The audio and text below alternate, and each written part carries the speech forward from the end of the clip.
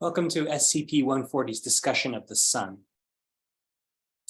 We will be looking at material from chapters 15 and 16, images taken from that part of your text, and explore what we can learn about this star that's nearby. Very, very important object. If it wasn't there, we wouldn't be here.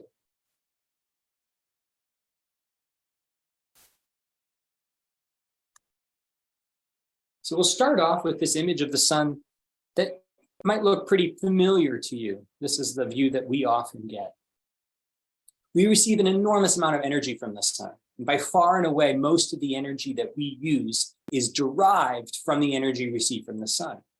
For all of human history, that's been sort of a mystery. We didn't really know why the energy was coming from the sun and where it came from. We now have answers to those questions, but we really only discovered them about 100 years ago. Before that, there was a lot of thought about what may be happening, but there wasn't really any answers as to exactly how that energy is processed, reprocessed, and sent out to us. That's what we'll explore today. So where does the energy in the sun come from? Well, it turns out that it comes from the very center, the core of the sun.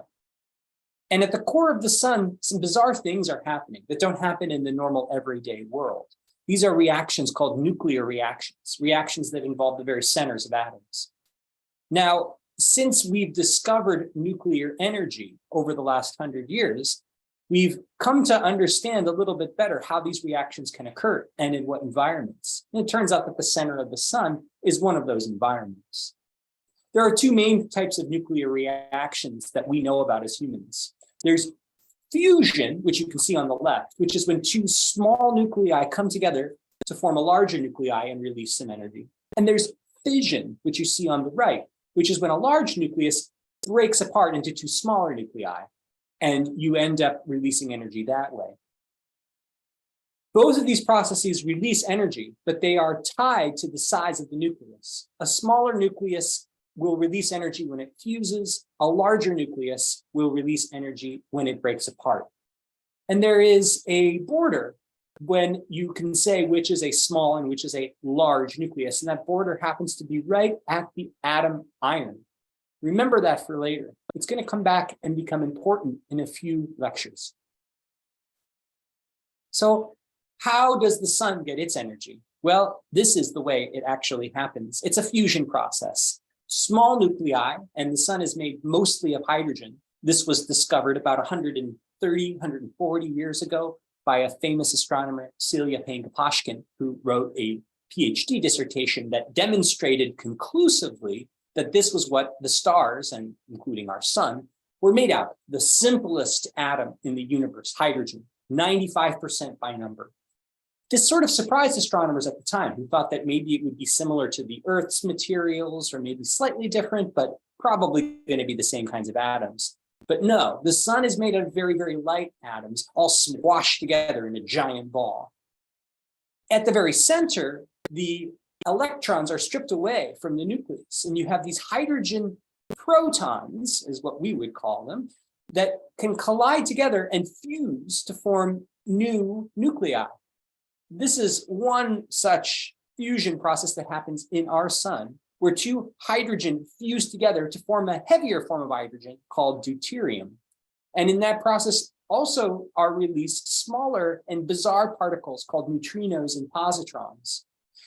Positrons are a kind of antimatter, a bizarre kind of mirror universe matter that when it reacts with matter that is regular matter will annihilate and form high energy particles. So we don't actually see positrons coming from the sun, even though they're created in these reactions, because they will soon find their counterpart, which is an electron, annihilate and form pure energy.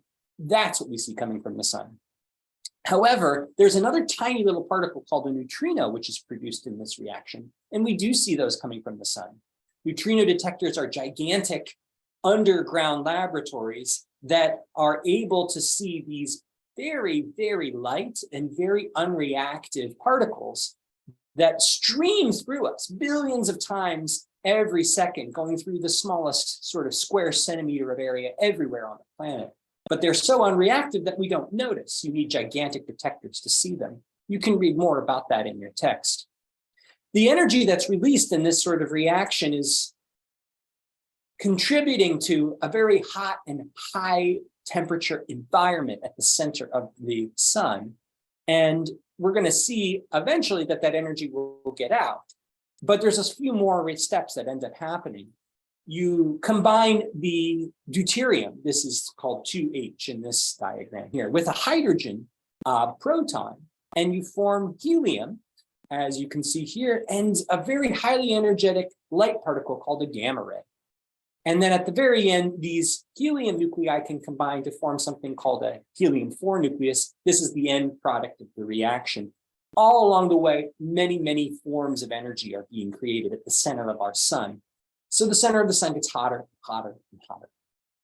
So this is the final reaction that happens. Two helium nuclei smash together to form another helium nuclei, and then two protons, which can go off and do the reaction all over again. In the center of the sun, it's very dense. The gamma ray energy that's produced in these reactions will end up getting absorbed and sort of scattered around the center of our sun, sometimes for thousands or even hundreds of thousands of years before it can make it out to the surface. So this is a way of seeing how this works. You have this energy at the center that's kind of taking a circuitous path to get out. And it takes somewhere between 100,000 and 1,000,000 years for it to do that. So the energy that's created during this process isn't seen by us until 100,000 or 1,000,000 years later. On the other hand, these neutrinos that are created stream out immediately. And so you can see that there are different ways for us to probe what's happening in the sun. We could look at the light that's coming from the sun, which is these reprocessed gamma rays that get stepped down to lower and lower energies till we see them as visible light. Or we could look at the neutrinos, which stream out from the center and are very difficult for us to see without specialized equipment. So what is the sun made out of? Well, over the years, we've been able to figure out that there are different layers to the sun. The core is where the nuclear reactions are occurring. Then immediately after that, there's something called the radiative zone, where the energy is radiating outwards very slowly, but in that sort of random walk pattern that we were looking at. Just above the radiative zone is something called the convection zone, where the material is moving much like boiling water, and that's transferring some of the energy. And then on the outside, we have the photosphere and the chromosphere. And the corona, the photosphere, is where the photons finally are able to break free of the star. And the chromosphere has some interesting atmospheric material in there that allows us to see some absorption features. That's what you're actually looking at when you look at the spectra of stars, like you do in your labs. And the corona is the hot outer material that is very wispy, almost imperceptible compared to the rest of the star, but at a very, very high energy and glowing in X-rays. What's going on in the star is there's a balance. There's a balance between the gravity that's keeping the star together and the pressure that's being produced by all this high energy pushing the star apart. That balance keeps the star the size that it is and also keeps it shining at the temperature that it is. Our sun is shining at a temperature of about 5,700 Kelvin, which is pretty hot, especially if you realize that our sun has a radius of about 700,000 kilometers. So it's much, much bigger than the Earth, right? But it is much, much hotter than the Earth as well. It's like having this giant oven that's relatively nearby, providing us with all this heat and energy. Here are some of the views that we have for what's going on inside of the sun. This was worked out over the course of years using many different techniques, trying to figure out what the different layers are, what different pressures might be happening, what the different environments might be like. You should examine this carefully to figure out where the light is coming from, where the energy is produced, how it gets through the sun. The sun is gigantic, as I said. You can see the size of the Earth compared to the sun here.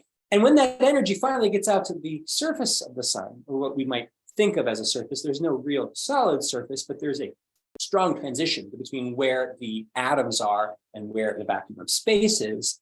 Lots of energetic things can happen. For example, You see here something called a coronal mass ejection, a CME, also known as a prominence, where a tremendous amount of material is ejected from the sun for reasons that we'll get into in a bit. Much, much bigger prominence than our own planet Earth. You can imagine if that was facing towards the Earth, some pretty dramatic things might happen.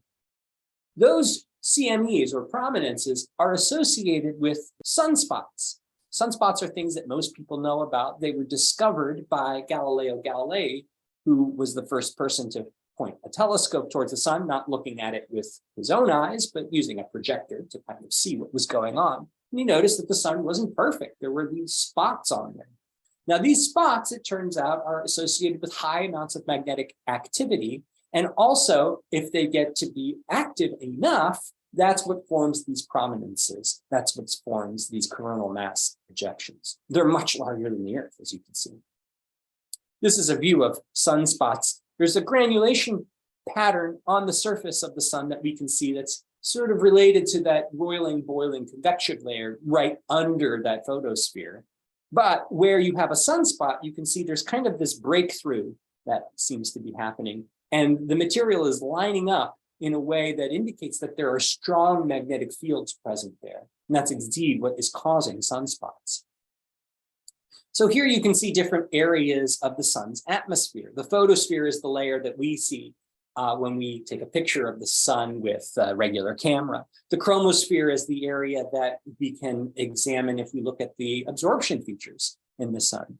And then the corona, as I mentioned, is the hottest area of the sun. It's also where the prominences end up coming out and where the magnetic field has a lot of activity. What's fascinating is that the temperature of the sun, although very hot, isn't incredibly high right at the photosphere. As you move away from the photosphere through the chromosphere, suddenly the temperature spikes to really, really high amounts, millions of degrees. This is because the atoms are so spread out that they have no way of cooling down. So they just absorb more and more energy and end up at millions of degrees. The corona of the sun then glows in X-rays, and it's much larger than the entire sun. So if you take an X-ray picture of the sun, you actually see this giant halo that surrounds our sun. That corona also is associated with a wind of particles that move off from the sun. Sometimes that wind is supplemented by the prominences and the coronal mass ejections. And as that material comes out towards the Earth, it gets trapped by our own magnetic field. Those particles spiral down and form the aurora, the northern and southern lights that we are so impressed with. If you've ever gotten a chance to see these sorts of things, it's something really amazing. Sunspots can be used to measure the rotation rate of the sun. They don't move very quickly across the surface, but when we look at the sun over a course of time, we see that they do appear to be moving regularly around. This is because the whole sun is rotating. It's not rotating exactly the same way as the Earth, though. It's rotating under something called differential rotation, which means certain parts of the sun rotate faster than others. Particularly, equatorial regions speed up really fast, whereas the polar regions are not rotating quite as quickly. On average, though, we can measure the rotation rate of the sun over the course of a few days or a week. There are other cycles that are associated with the sun other than its rotation. For example, the sun goes through about a 11-year cycle where the magnetic field gets strong and then weak and then strong again. And you can see that happening in this image right here. This is an image for about 7.5 years of the sun taken in X-rays to see the very active sunspots when the solar magnetic field is strongest and very few sunspots when the solar magnetic field is weakest. That transition happens, it's called the solar cycle. This is basically what's going on here. The sun has this differential rotation. The magnetic field starts off very regular, and then as this differential rotation continues, it kind of lines up that magnetic field and makes for a much more dynamic sun. And then eventually that magnetic field has energy that's released, and we end up starting the cycle over again. So I hope that was an interesting look at some of the different things associated with our sun. All of these things are seen in other stars as well, but of course, much more difficult to observe.